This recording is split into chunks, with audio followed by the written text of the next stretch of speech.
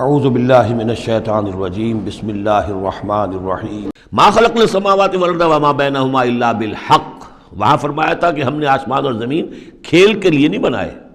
یہاں اس کو فرمایا ہم نے نہیں پیدا کی آسمان اور زمین اور جو کچھ ان دونوں کے مابین ہے مگر حق کے لیے، حق کے ساتھ. یہ ایک مستحکم نظام ہے، یہ ایک پرپسفل کریشن ہے، بغیر کسی مقصد کے نہیں ہے.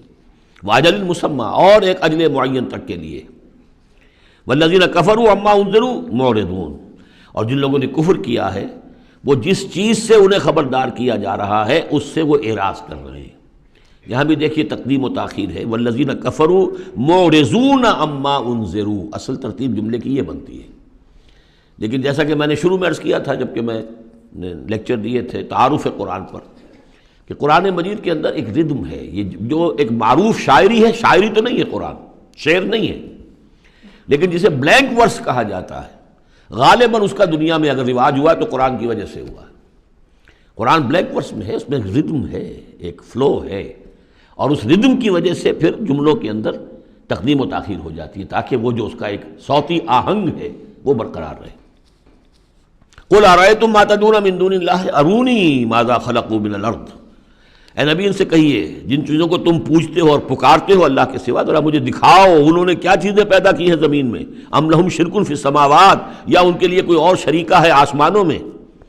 ایتونی بے کتاب من قبل ھذا، تو لاؤ میرے پاس کوئی کتاب جو اس سے پہلے نازل ہوئی ہو. او اثارۃ من علم، اور یا پھر کوئی روایت چلی آ رہی ہو علم کی بنیاد پر، دلیل کی بنیاد پر، منطق کی بنیاد پر. ان کنتم صادقین، اگر تم سچے ہو. ومن اضل ممن يدعو من دون اللہ من لا يستجیب له الى یوم القیامہ، اور اس سے بڑھ کر ظالم کون ہوگا جو اللہ کے سوا پکار رہے ایسی چیزوں کو جو ان کی پکار سنتے ہی نہیں، قبول ہی نہیں کر سکتے قیامت کے دن تک. وَهُمْ عَنْ دُعَائِهِمْ غَافِلُونَ، وہ سنیں گے کیا، وہ تو ان کی دعا سے غافل ہے، انہیں پتہ ہی نہیں کہ وہ دعا مانگ رہے ہیں. فرض کیجئے کہ کوئی کسی بڑے ولی اللہ کو پکار رہا ہے کہ میری مدد کے لیے آ جائیے. وہ اللہ کا بندہ کہاں ہے، علیین میں، اعلیٰ علیین میں ہے، کہاں ہے، اسے پتہ بھی نہیں کہ کوئی بے وقوف مجھے پکار رہا ہے اللہ کے نام بجائے اللہ کو پکارنے کے، کوئی فرشتے کو پکار رہا ہو. Assalamu alaikum.